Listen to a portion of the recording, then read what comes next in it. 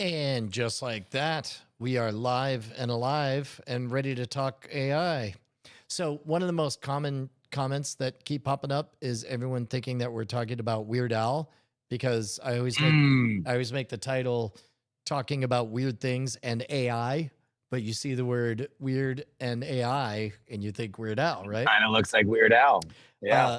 The Red Letter Media did a whole episode about AI slop and how they don't like it. And the whole very long winded first 3 minute setup was a manifesto in which the bit was he was talking about the dangers of Weird Al instead of AI. So, same bit. I don't like slop. I don't like slop at all. Doesn't matter who made it. Just don't like slop. There's been a lot of slop. No, the slop didn't start with AI, everybody.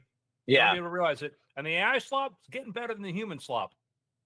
But I would like to read another listicle about all the problems with AI slop, please. Is that an overplayed out topic? It's the new thing to complain about. Yeah. That would be a great eval, like the slop eval. Like if it can AI slop be viewed as better than low effort content that would be created by a human.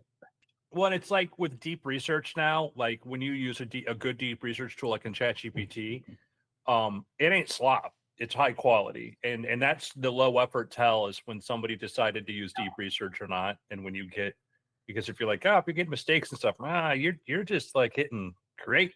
You're not letting that thing work for a couple minutes. I ran deep research on myself the other day, and the only thing it got wrong was one of my guests. It misattributed where he's working now, but he worked at the place that they did it. It was just kind of out of date. Other than that, it was entirely accurate, 100%. Pretty impressive. Yeah. What a world. Yeah. That's something that I've found myself training up on, getting patient with just always doing. Like, I'm now annoyed. I don't want fast answers anymore because I'd rather have the short-term frustration of having to wait a second for a decent. I just ran a report yesterday morning on how saturated the market for YouTube videos depicting squirrel fishing was. And I'll be damned if it didn't come back with an exact match of what my research indicated, which indicated that the internet is hungry for a high quality YouTube video depicting squirrel fishing. What is squirrel fishing? It's you take a rod and a reel and you tie a peanut to it and you go to where there are squirrels and you put it out and the squirrel's like, oh my God, a peanut. And then you start to tug. It's like, no, I want this peanut. And it holds onto the peanut and it's like, no, don't take away my peanut until all the way up until it gets 2 feet away from you. At which point it goes, what the hell am I doing? And then runs away. At which point you throw it. It goes, hey, a peanut. Yeah. So as a matter of fact, I guess we could talk about this on the program. I took out the 3-camera shoot setup and why don't we talk about it on the program? Yeah. Okay. Yeah. We'll do that. All right. Sorry. You caught me lost in the moment. I forgot this is good content. All right, here we go. Well, we know if it's good. It's slop. It's content. It's worth it. It's slop. It's worth it. It's human slop. Worth it to try. All right, 3, 2. Hello and welcome to the Weird Things podcast. I'm Andrew Main, joined by Brian Brushwood. Ahoy, hoy. And let me see here. Justin Robert Young. Mm-hmm. Here in Fort Lauderdale Beach. Yeah, you mentioned the Yankee Clipper. Yep. Yankee Clipper's pretty awesome because it's if you want to see classic Fort Lauderdale, it's a hotel that looks like a staircase with the sun decks. Yeah. And it's fun because you can walk from like one floor to the next, completely going outside, going all these decks, sun decks, and whatever there. And so it was actually one of my favorite. If I wanted to go on a walking date, I would go there. Yeah, no, it's great. It is a classic slice of old Fort Lauderdale that has since had a very mediocre renovation applied to it. but there still is a shipwreck bar with a mermaid show. Oh my God. That is It- really fun. Is that the, have you seen the show It's Florida Man? No. Okay, so in the show It's Florida Man, what they do is they take true tales from Florida Man, or basically Florida Man stories, which we've already talked Yeah. about on this program.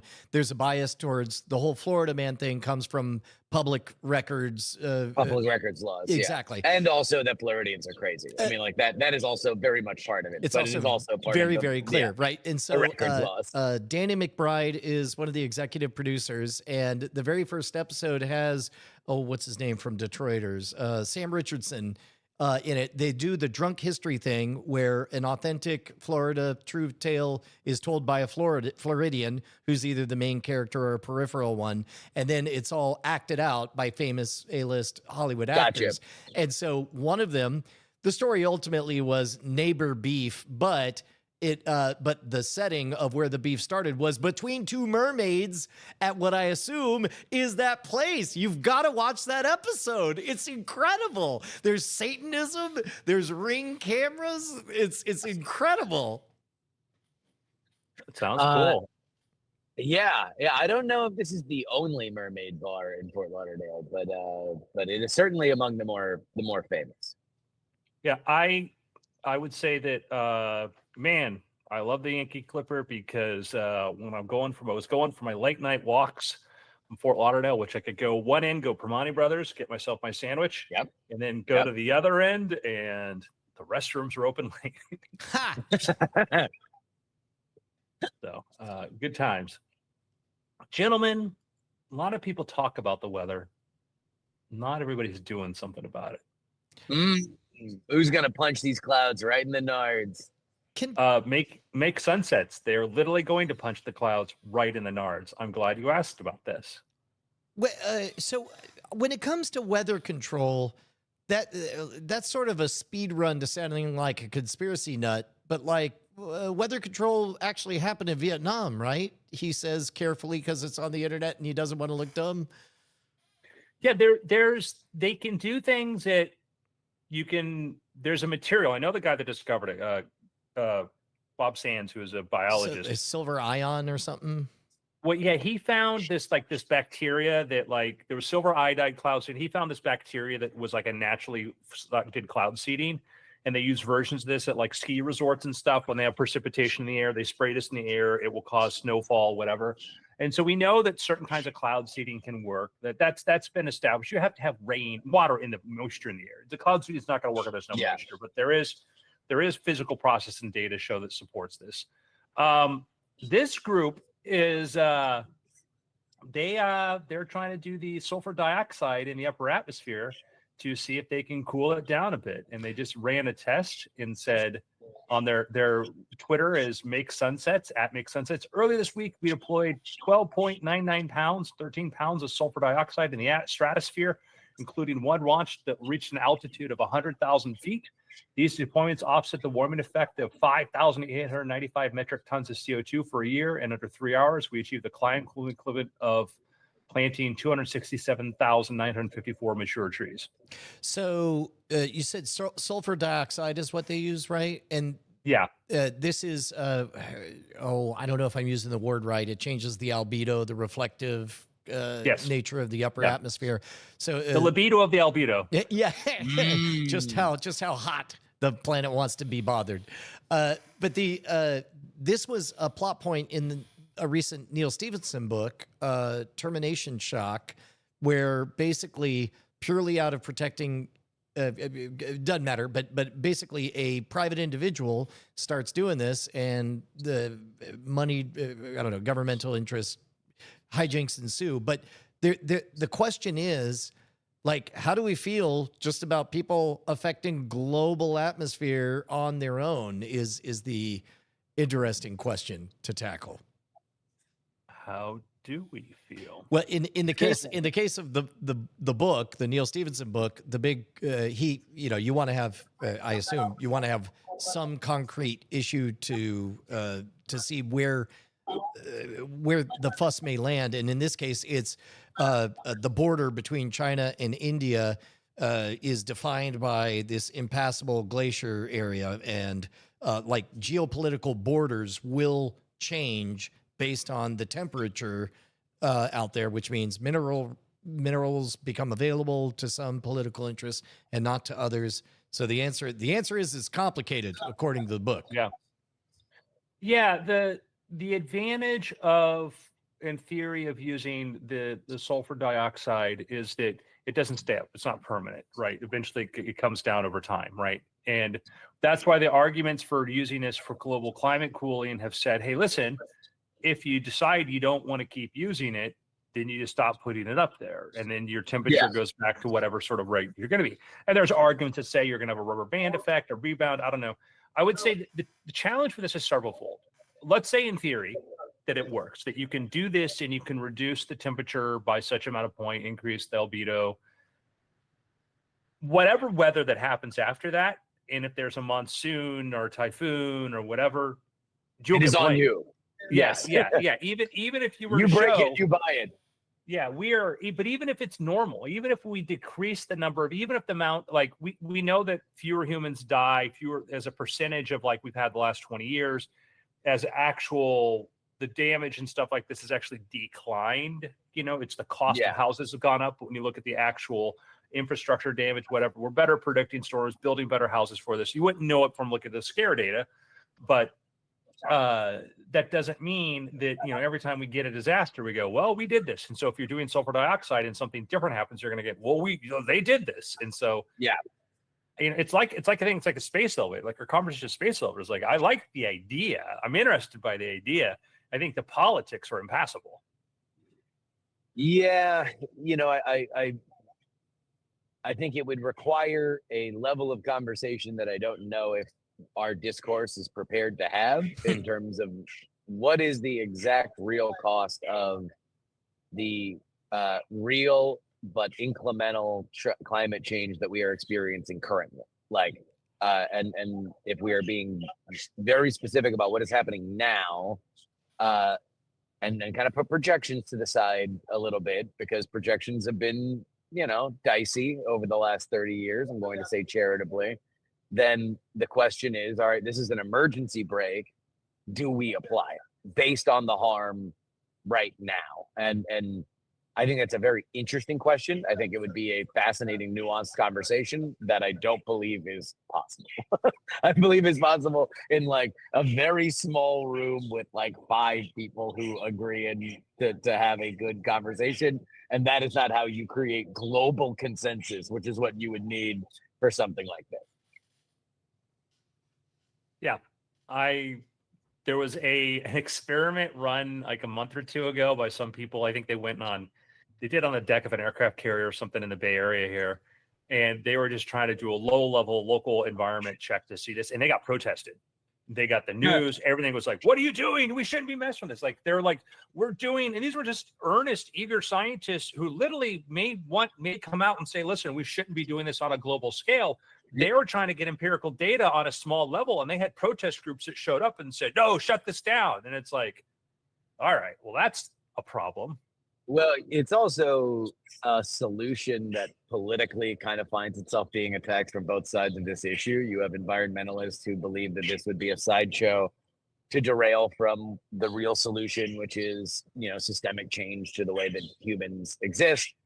And then you have people on the right that are like, I don't want the government ever shooting things into the air that's going to control something. And also, I have my own skeptical view of climate change in general. So I have seen these solutions, for which, by the way, I will say I am more naturally kind of inclined to, you know, when looked at like, all right, climate change is a major problem. How would I do it? If I were given just an open text field, I would not write sorting my trash correctly.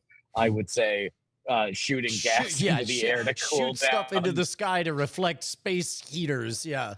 Yeah, that's like I don't know, big umbrella. That would be my my thoughts. So yeah, I don't know. I think it is unfortunately fraught on so many levels. I think it's kind of doomed, but I do think that it should be people should experiment with it. I think that's a good idea. Well, and that's one of the things where nuance gets lost in the conversation because like to what degree and like casual humans, no matter what you're up to, like 0 to 1, they're doing a thing, they're not doing a thing. The scale, I don't know. Humans aren't real good at understanding global scales of things or lack thereof. Yeah, I feel like I'm all for like more research on this. Like I want to see more.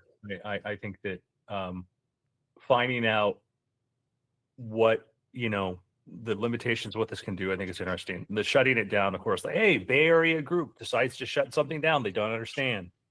But I think actually here in the great state of Florida, I think that they just passed a law that was about this, and talk about a horseshoe theory. Environmental protesters in the Bay Area and Ron DeSantis linked up because they don't appreciate it. It might not have been this thing, but I do know that there was a law passed recently in Florida that had something to do with climate control and cloud seeding. Yeah. Florida really does have a strong economic interest in preventing sea level rise. Well, I mean, beyond sea level rise, Florida actually, and especially under Ron DeSantis over the last several years, has had a really, really, really strong record on environmentalism. If it is going to be defined as, clean air, clean water, that kind of stuff, there's so much protected land in Florida that people take really, really, really seriously. And it's been one of the big pushbacks against, big agriculture, which is the state house in Florida is bought and sold many times over by special interests. The three that are the biggest are big agriculture, the Seminole tribe, and Disney, the entertainment lobby. But they've been able to secure, pretty good protections. I think that objectively, you would look at Florida and say that they have a pretty blue ribbon environmentalist policies when it comes to stuff like that. Yeah, that was, I mean, not to get too, but that was one of the things that I think won DeSantis over a lot of people was he came in, some of the environmental boards were controlled by chair people from agriculture that were like putting fertilizer in the water, doing a lot of dumping and stuff. And, it was the Republican governor came in and kicked them out, put in and whatnot, saner environmental policy. And my friends involved in environmental stuff in Florida have been very, very happy because it's one of the things where big part of Florida's business is sport fishing, and you'd have a smaller agriculture compared to the sport fishing industry is actually much smaller as far as that. But the agriculture had spent years, Big Sugar in particular, big years, and really buying their way into controlling, both parties there. I mean, they've been. Yeah, a friend of mine moved from New York to Boca, and she is now experiencing a lot of the local Florida stuff. And so every once in a while, she texts me and she's just like, "Oh, what do you think of this?" And I'm just like, you got to understand when it comes to Big Sugar, they were here before the New Yorker showed up. They were here before Walt showed up. They know Tallahassee. They've been buying politicians in Florida from when it was a very, very, very sleepy state, and they have done it successfully ever since. Yeah. So anyhow, I think these projects are interesting. I think that we're going to see a lot more interest in sort of like the big stuff, but we'll see, what people's appetite is for that, because, it's a very questionable experimental. Did they specify what they were hoping to see in terms of the results of this experiment? I think they were just trying to say, hey, look what we did. We because it's hard to really kind of at this point to sort of say that they showed their math to say, hey, look, we think this would account for this much. I don't think you'll be able to directly measure that. Yeah. So, but here's something you can measure: your support for this show. Patreon.com/weirdthings is where you need to go if you want to support our little program. We very much appreciate it. And you. Thank you very, very much. Patreon.com/weirdthings. So Brian, you said you had a thing you wanted to bring up. Yeah, it's sort of I keep we just before we started recording, we were talking about the difference between high effort and low effort AI use, and that a lot of people, AI is going through kind of a branding crisis in that everybody uses it as a catch-all bucket to have 10,000 different arguments that technically are using the same words, but not actually talking. They're all talking across each other.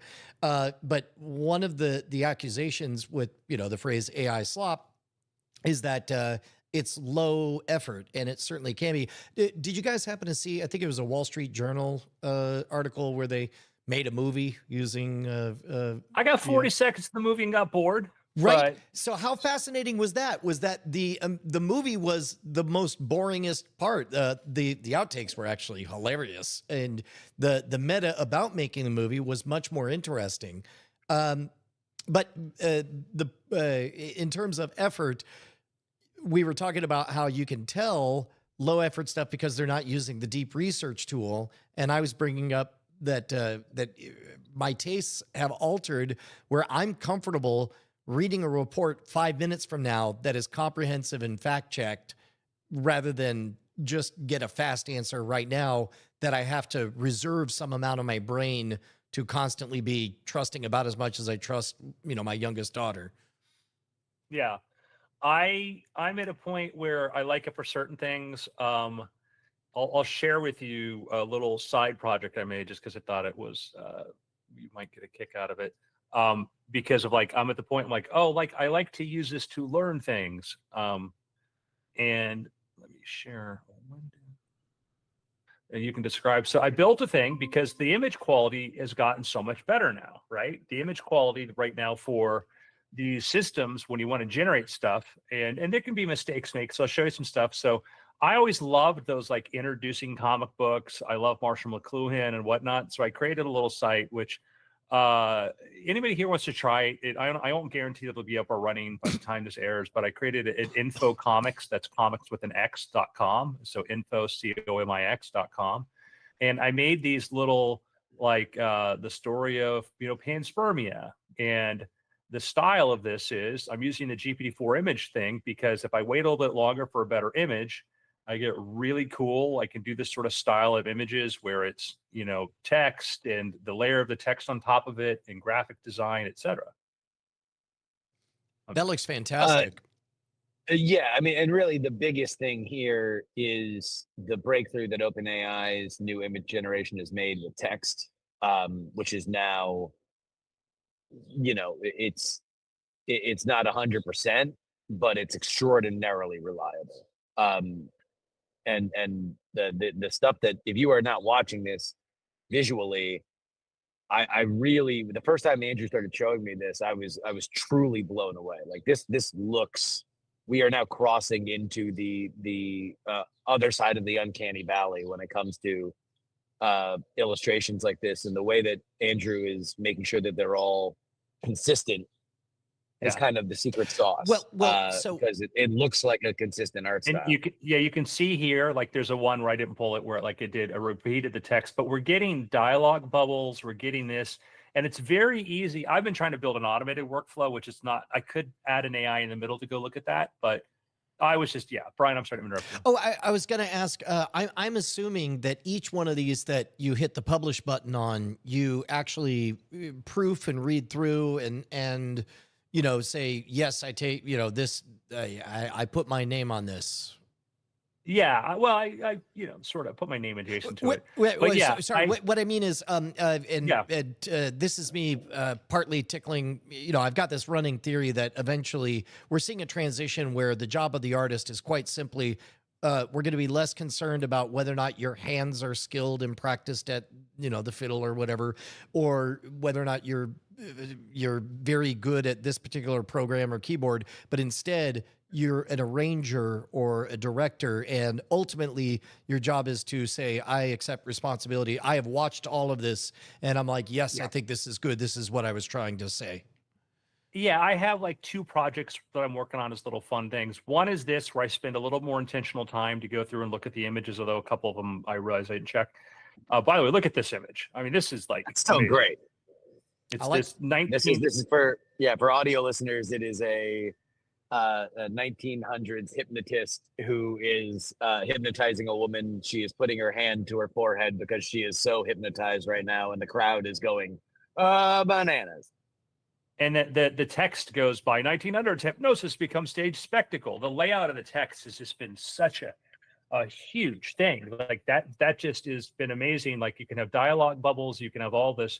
Now I'm using the OpenAI's the high quality mode, so it's 25 cents per image, which is pretty high, but the quality in that is incredible. And there are some cheaper. I have like another system that uses a cheaper, faster image generator. But it's like, oh, I wanted to do a thing on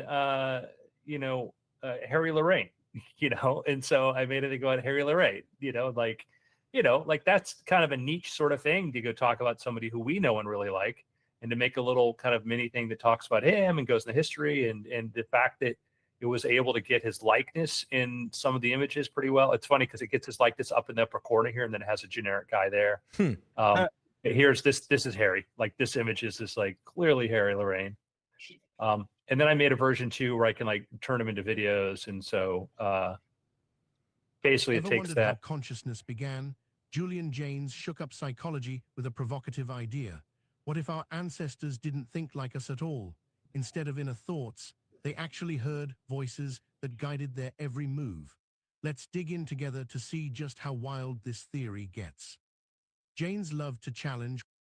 Anyhow, So I'll tell you what, there was a version of this that Andrew sent me, which was technically very impressive to put together exactly what you saw. But until the images became kind of very uniform, it felt a little, it tickled the things that when you talk about, quote unquote, low effort AI kind of stuff, there's just a tell of, you can see where the machine is working.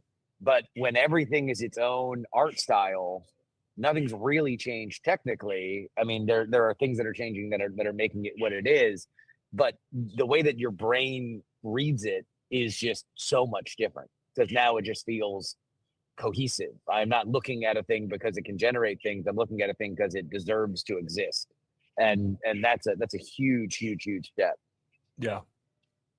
So, Well, anyhow, and it's so good in terms of like as a primer for each of these topics. I don't know. We've talked on this program about how recently I'm really kind of fixated on self-similar patterns, and the fact that you can see, like the one on Richard Feynman. You could go through and you're like, oh, I pretty much get a Richard Feynman. And of course there's, infinite levels of depth beneath that.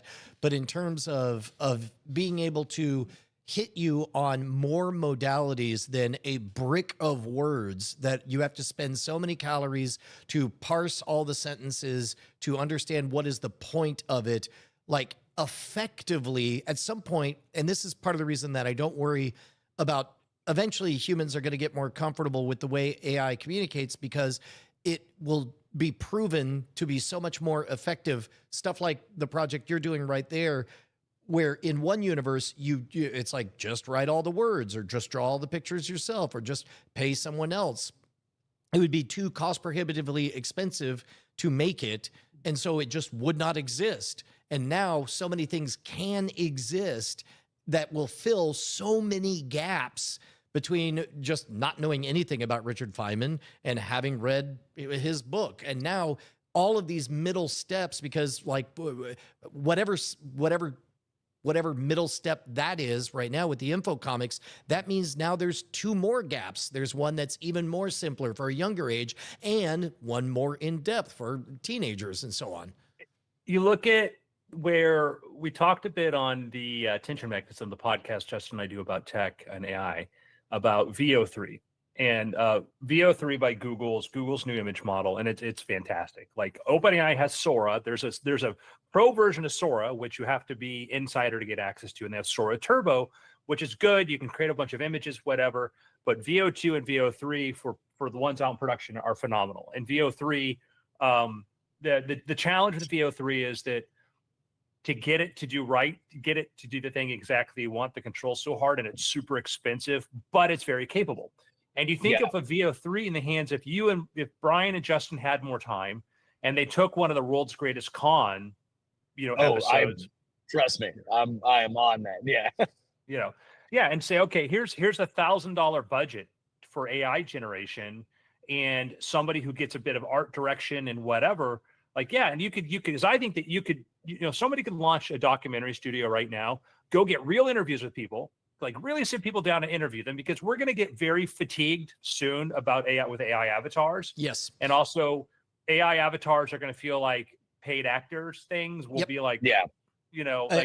Also buckle up for AI is going to be so effective for crowding out the space of that, we'll say mid-quality corporate video stuff. The example I always think of is like Wendy's training videos or whatever. It's like, there's no need to bother actual actors with any of that information. Well, but I'm saying that we're going to Content. probably get fatigued with that though, too. I think we're going to get to a point where we're going to be like, oh, you just did the low effort thing was to use the AI to do it.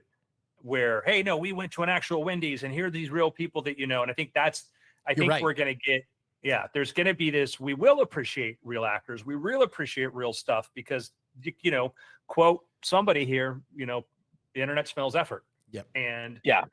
But I think the balance, I said, that's the thing. It's like, I could see like you go like, oh, we're going to sit Steve and we're going to send Mike down. We're going to interview them. And I went and got a bunch of photographs of the actual location for the AI. So the recreation's great. And then you have real with the AI stuff and back and forth. And I think you could do that now. I think that'd be a lot of value.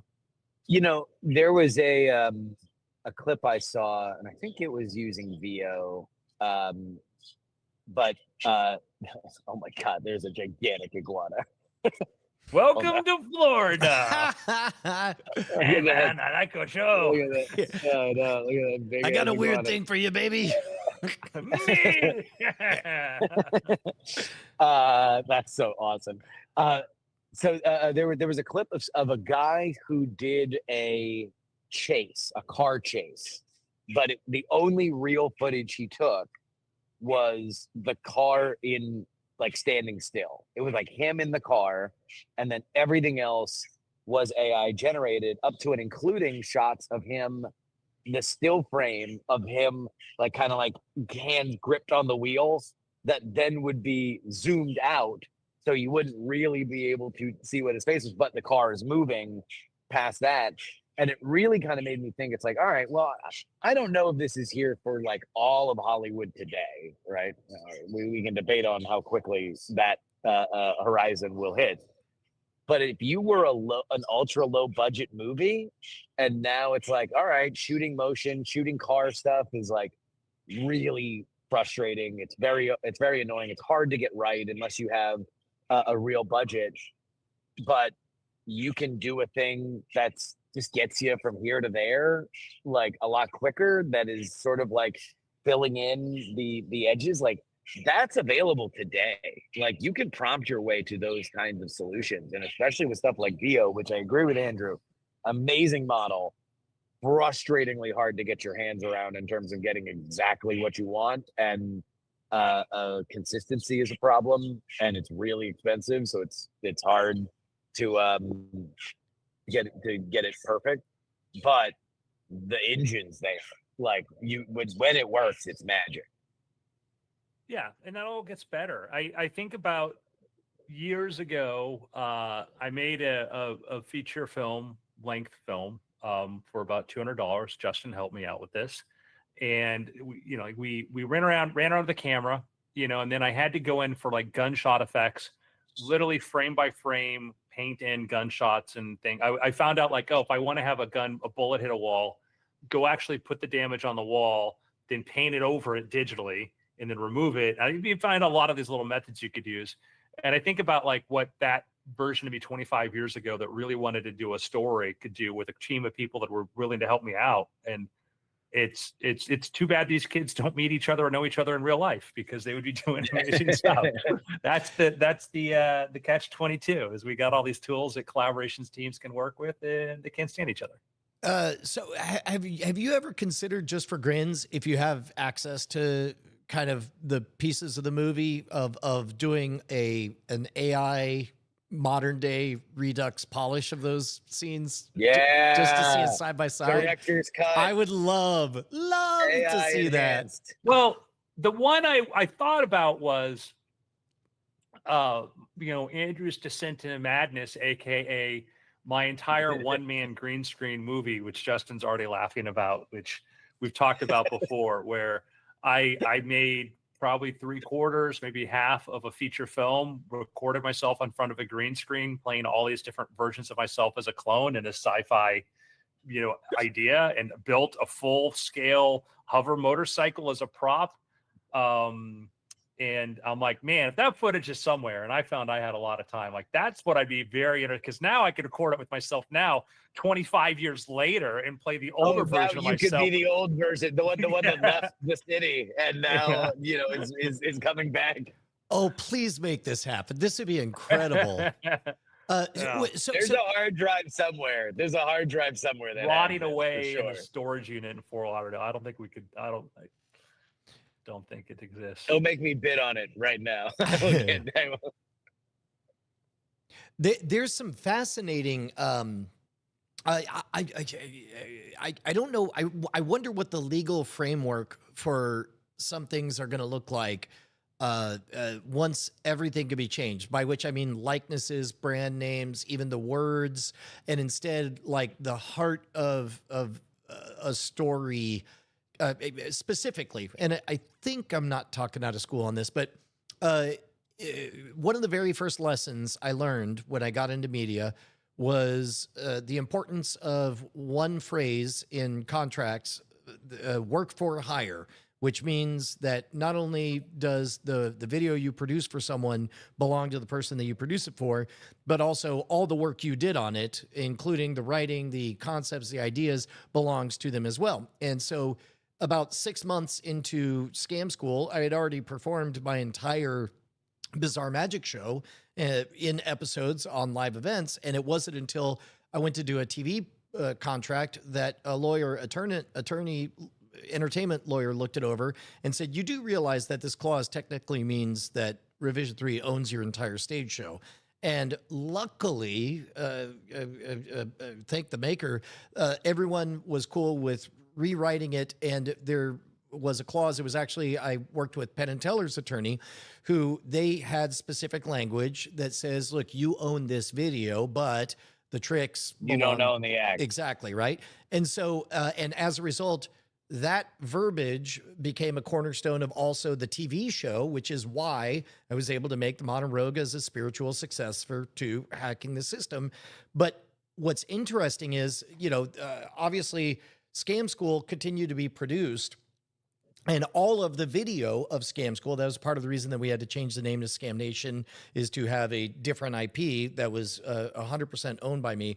But the video, you'll notice that all of the monetized Scam School videos, whatever corporate entity owns those videos. But all of those, while they were created, has that contractual language that says you own the video and that's it. You don't own the words or the tricks. And now, like, I had been thinking about doing a series of react to videos where I react to myself from 15 years ago or whatever. But now I'm wondering with these tools, if it might not be better to do, like, I believe legally I'm entitled to do a Scoundrel Class 1867, where it's old-timey verse or time travel, or just take the exact tricks, which I own, and just have Brian Brushwood, my likeness, which I own, and use the source materials as reference materials, or do reperform them here, but basically take old episodes and see if I can hit those same beats, only in a hot air balloon, over war-torn France or something. So I think the answer to is it's possible. My question is like, will you be looking for a new gimmick in 14 months? Oh, certainly. This is a tickle of novelty, which is why I'm burning the dopamine to speculate about it now rather than making it a business plan.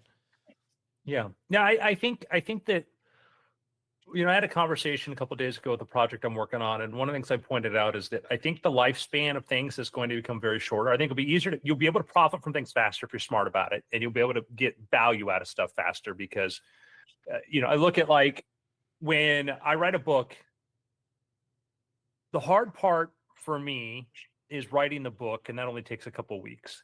The tedious part, and the difference between hard and tedious is hard is I have to think a lot. It's this tedious. It's just frustrating. The work is in front of you, but it's just frustrating. The tedious part is the publishing process. And the publishing process, even though I work with a publishing company, you know, it's owned by Amazon and is relatively new and very ahead of the curve and got great people there, still stuck into the publishing industry. And the process to arrive at covers, the process to write the descriptions, the process to do all these things. I know how to automate all of this. That's the thing, because I look at it, I go, man, I know how to automate all of these sort of steps of this thing. You know, and I still want editorial guidance. I still want there's value they bring into the thing. But I think a lot about how, you know, a younger author might say, don't care. I'm just going to start, because I've talked to people like you could create your own publishing house right now and say, okay, we're going to focus on ebooks, audiobooks, and using AI voices for audio, by the way, are better than I think 70% of the audiobook narrators out there, to be honest with you. There are many audiobooks I haven't bought or I returned because the narration sucked that I would really love to have this. But between doing ebooks and audiobooks, and then you could do limited special editions, say we're going to do 1,000 copies of a hardcover. These are going to be, you know, $80 a piece or something like this. I think if you had a model like that, where you understood where the value was, I think it could be extremely disruptive. And I think we're going to see a lot of things like that, you know, and I think that we're going to see that where, you know, how we start to think about our audiences and the more insight we have into it, because even now, like, you know, Brian has to go into a MailChimp dashboard or whatever to sort of get a little bit, or a YouTube dashboard to sort of understand this. And if Brian might realize Brian could be doing a pay-per-view for 500 people on a topic they really, really want, but knowing what that is hard. Even That's though the huge, data yeah. It's a bit like you know, Josie's a bassist in a rock band, my 17-year-old daughter, and I explained that being on YouTube is a bit like giving a live performance, only the audience is 2 rooms away, and the only feedback you get is what you overhear the people in the apartment next door saying about the reaction that's over there. Like, there's enough data there, but you've got to look hard to get it, to get a sense of how to, because of course, person to person, you could tell when somebody's getting bored. You could tell if your joke isn't landing and correct for it. But when you're working with a crowd, it's harder, but not impossible. You get real-time feedback. There's a content creator who I absolutely love. And I don't watch anywhere near as much of his content because his things are 35, 40 minutes. And I've talked to him. I said, I've been doing shorts. He started doing more shorts, but I'm trying to, I want to know, like, listen, if you're making 5 or 8 minute videos, like, I will eat that up. I will Patreon support that because I can fit that into my time frame on this. And I think the hard part is like, you know this, Brian, because like, you're like, YouTube comes back to the sort of, oh, these longer form things are working well. And it's like, yeah, they are. But man, the targeted 5 to 8 might get a higher engagement or might get people to click through to buy a thing. And there's just so much when we become slaves to the algorithm, we become slaves to their algorithm. Yeah, we need to develop our own. Well, and we have to remember what is your end game and what are the incentives. So in YouTube's defense, it's not the worst thing. Like, views was the worst. Viewer minutes is less the worst, and at least it acknowledges that time spent with more people is time deeply making your virtual presence internalized in other human beings, right?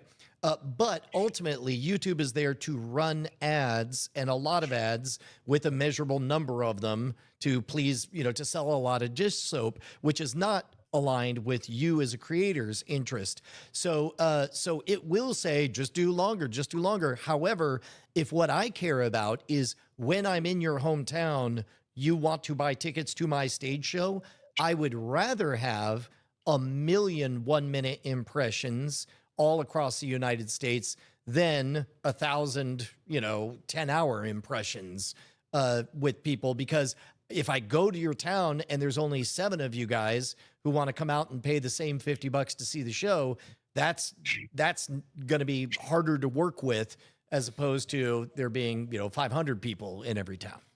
Oh yeah, that's 100%. I was thinking about this too, where my wife and I love to watch Kill Tony, right? Mhm. And when they were able to sell out their sponsorship because they have an ad, the sponsor. When they weren't, they sell their merch, right? And part of the problem there is I'm like, oh, like they're not getting. The years ago we talked about building a project, which is like a fractional thing to own part of an audience, because it's literally like, oh, like what would it be worth if I was a comedy nightclub in Seattle to basically buy that time slot within 100 miles of the Seattle area? That'd be huge. Like, and to being able to divide that individually is colossal. But the problem is the relationship.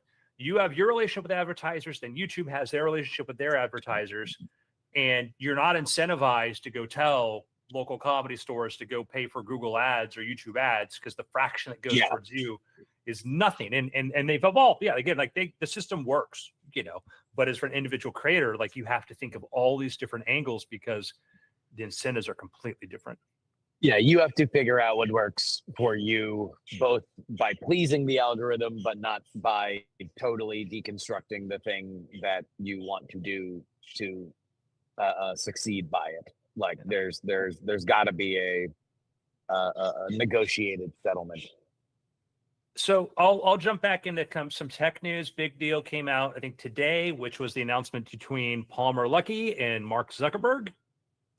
You heard about this? Yeah, they kissed and made up. I was about to say, I thought they were on the outs. Nope. We knew something was the works because Palmer had been saying nice things about where the Quest platform was going and what they've been doing. And so what it is Anduril and Facebook are basically pairing up to create Battlefield AR technology. So they're basically wow. what they're I was waiting for that to be a video game. It isn't. No. Well, I would it is. encourage you. Yeah, I would encourage you to listen to Palmer Luckey talk about stuff like this. He has a new interview that I've not listened to yet with Ashley Vance on his Core Memories podcast. But Palmer Luckey has made it very, very clear that he believes every American soldier should have video game level tech on their face at all times. They should be able to see through walls.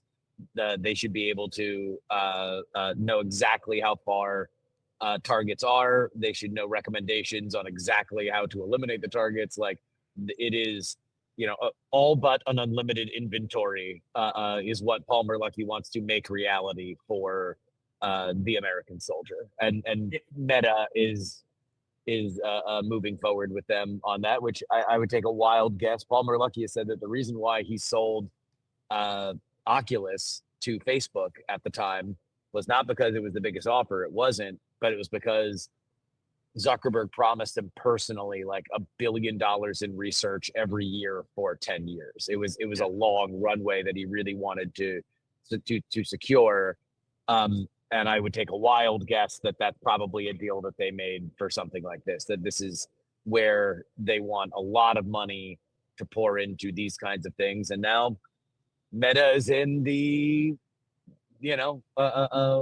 weapons manufacturing field, the very lucrative military contractor field, which I kind of wonder if, flash forward 10 years, the companies that we knew as social media companies are now just going to be Lockheed Martin and Northrop Grumman, and companies like that might either not be the same companies they are, or just I mean, if you want to peek inside their psyche, you could play the same game, the games that they reportedly obsessively play Civilization. And one of the things that you train your brain to recognize is that no matter what country you start off as, no matter what leader you are, as you accelerate through the ages, very quickly you become bored of military conquest, and you realize that it's much more cost effective to get a cultural victory or an economic victory or whatever. And so it would surprise me not at all if these folks who play that game understand that essentially running a social media network is a military technology. Yeah. Well, here's Well, here's an yeah, I think this is go ahead. let's say, yeah, and this is the other thing they've come up with for this is Anduril. This is Fury. So it's an autonomous fighter drone. And the idea is that basically a pilot could control or have active control over several of these that would fly ahead of it and engage the enemy, right? Oh, wow. And what they did, which was very clever about this, is the engine is a commercial jet engine. The landing gear was a landing gear they decided had to be built in just about any capable machine shop, because you have to think that for every fighter jet we have, we might have 5 of these and also be able to easily replace, because these are meant to be able to engage in much more active war zones before you put a human in there. So it's a very sleek looking, very kind of awesome looking thing. So this is what they've now got a project with this to basically create like the robotic battlefield. That's interesting. The idea that the pilot would just have a bunch of wingmen. That's incredible. Yeah. Just Yeah, like hellhounds that Yeah. they're just sicking on the enemy before they even arrive. And again, I wouldn't be surprised if that course concept wasn't influenced a bit by video games, because there are different character classes where it's like you're the wizard, but you've got a bunch of, I don't know, demons flying around you. Yeah, I mean, video games are a great playground for the imagination. We get to try things out and see, does this work? So this is another one of the other things they've been doing is their underwater systems. They're building these autonomous submarines, and just incredible. I go to the Anduril site and to go look through all the things they're building. It's kind of a purpose-built to bring mass to fight. ANDRUIL?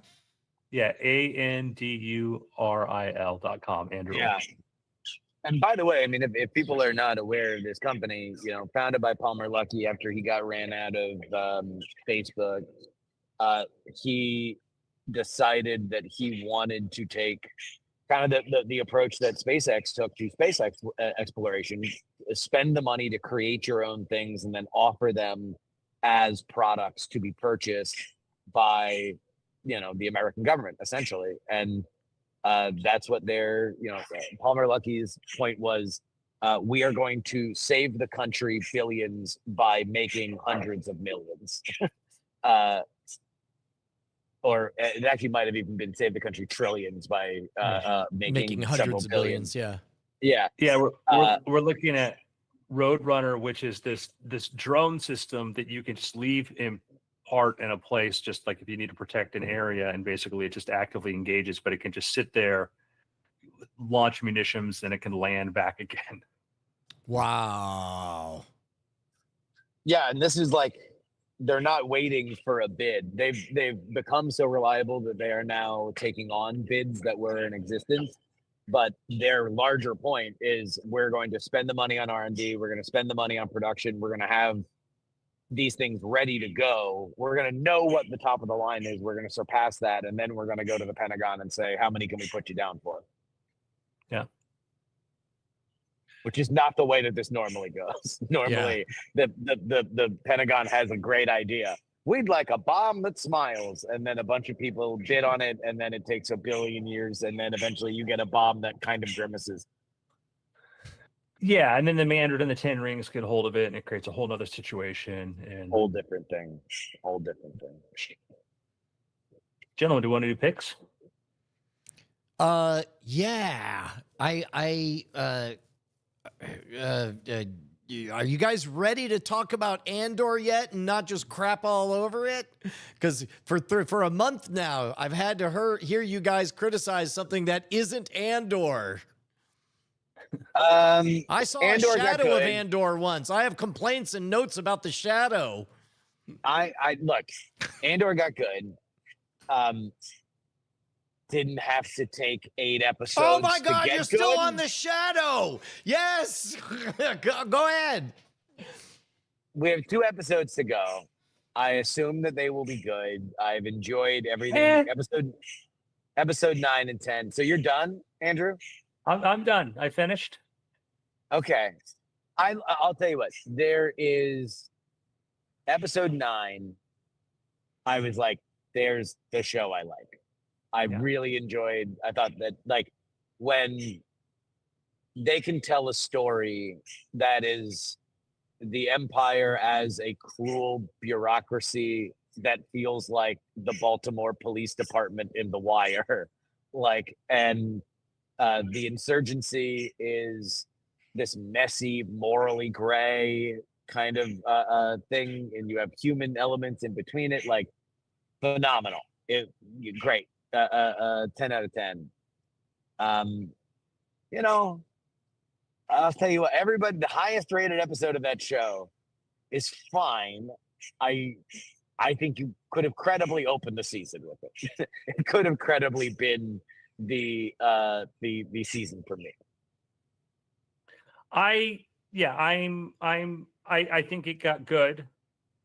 I would say that my reaction to the finale, which I don't want to get into too much, but I would say if you've seen Rogue One and you know the purpose of this series, you have a pretty good idea of, where you're going to go. And to me, it was like, for my wife I'm like, oh, I'll show her Rogue One after this. And it's like, Yeah. And I'm like, that may be a mistake because I realized that she's like the finale. For me, I'm like, oh, it's cool. But it's also like, there's stuff in this episode you're going to watch. There's a thing where they end on a point where I'm like, you're ending it here. And then pick up the next step. Like, oh, you literally cut it here because you didn't have action beats for this one. And everything else becomes it's Lord of the Rings. You're giving me the 30-minute Lord of the Rings ending thing. Other people I know I've seen online loved it, were over the moon for it, but it was a bit of a thing I always thought Andor was better at avoiding, which was, I know what that is. And so that was part of my problem was I'm like, there was yeah, a couple of like, I only, because I haven't gone back and revisited Rogue One since we all sat through it the first time. There's a couple moments where like the music is swelling and the camera is lingering just a little bit too long on this random guy's face. And I'm like, oh, that must be a thing. Okay. Yeah, there was a moment like that I got to where somebody was like, who's going to unclog this drain? And then somebody's like, me. And they zoom in. And I'm like, I can't see the Rogue One guy. I don't know who that is. No, I will tell you who that is. You talk about the gun? Yes.